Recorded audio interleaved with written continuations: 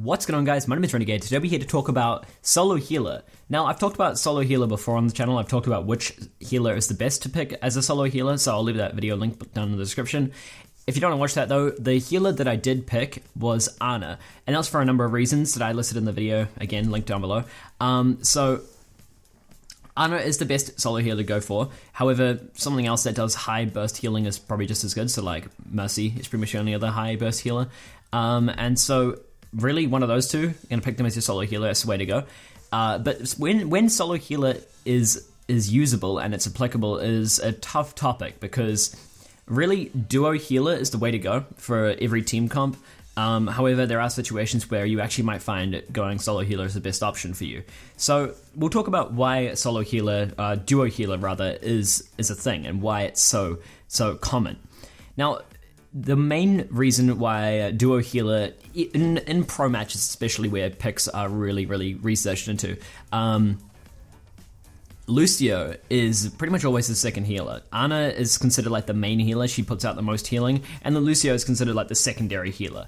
Now, Lucio, his main sort of advantage to being used is how he uses his speed boost to overwhelm an enemy team so effectively. His speed boost is also really good for disengaging quickly, for taxiing people back from spawn that might have gotten picked off.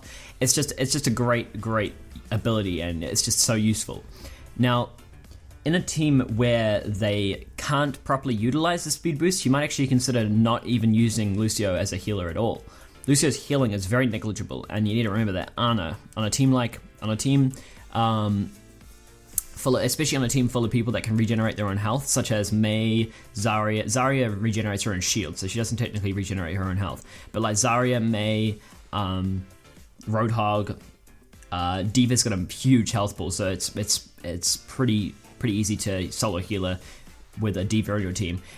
These heroes that I'm listing are pretty common within the meta as well, and so these sort of heroes are good to go solo healer with. But essentially, the problem with using Ana as a solo healer is that she can't heal herself very well. She has to use health packs, so you'd actually have to talk to your team and tell them to leave their health packs for you.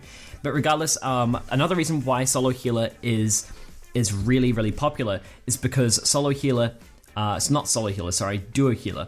Duo healer is really popular because it means that if one of your healers die, which often will happen in a solo queue or less than 6-stack environment, if one of your healers die, the other healer can take over and do the healing solo for a little bit. Whereas if you are going solo healer and you have the Ana dies, bam, that's it. Your team has no heals and everyone has to use health packs. Hence why everyone having a self-regeneration or having a soldier to pick up the slack is a pretty good idea. However, that is a valid point, that one there, and that's why most teams do go duo healer, but a lot of situations call for one healer anyway. For example, if you're playing Lucio and your team is not utilizing the speed boost whatsoever, that's usually the situation. Most teams will pick a Lucio.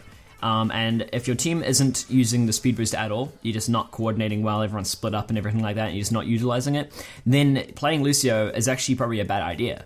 It's a useless pick in that situation, and so it's actually better for you to pick something that hard counters an enemy teammate. So if you can pick Winston and they've got a Genji, even if the Genji's not doing too well, you can still hard counter someone, and then your pick is worthwhile. Or if they're having a Pharah and she's getting countered a little bit by your soldier, but she's just not getting countered quite enough, and your team, keep in mind, is not using a speed boost effectively, then you can just switch straight off Lucio and go over to McCree and try and counter the Pharah yourself, and that'll help out the soldier. Just something that the situation calls for. Like specifically that situation. Maybe their Rhine is protecting their team really well, so you could go Roadhog or D.Va or something to fuck with the Rhine, and then that helps your team out more than a useless speed boost that your team isn't using. You do see Lucios mostly on gold healing, which might be a bit of a red flag for going without a Lucio.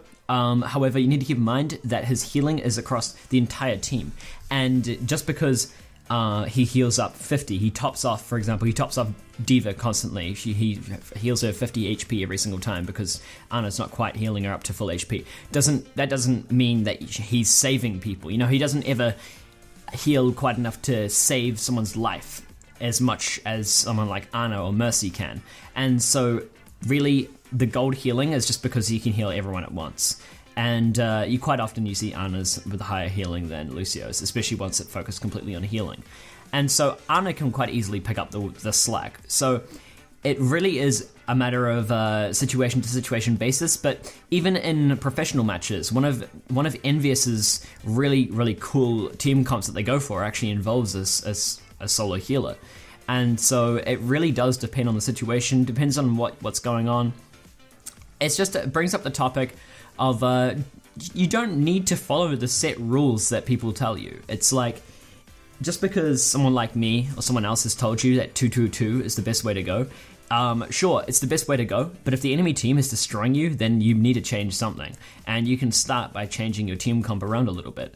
And by changing around a little bit, you might go Soldier, McCree, and Mei as your DPS and just fucking go. Who cares? I mean, if you're not using the speed boost, or the speed boost is getting as much value as you'd hope, then you need to change something anyway. So just keep that in mind.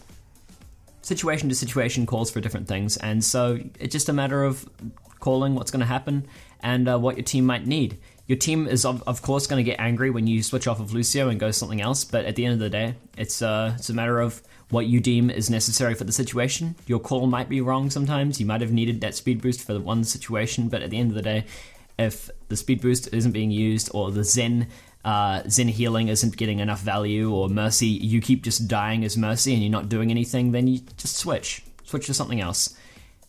I used to get angry at people that would switch off of like Mercy or something if they were just getting killed over and over again. But at the end of the day, your pick is useless if you keep getting picked off by Roadhog or Lucio. It's the same way that a Pharah is told to switch when she's getting countered by McCree.